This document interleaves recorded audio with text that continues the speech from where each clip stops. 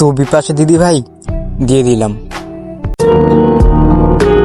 জানো রিয়া, তুমি শুধু আমার বান্ধবী নয়,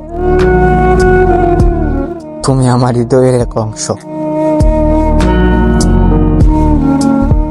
তোমার কথা মনে পড়লে আমার চোখ ভিজে যায়।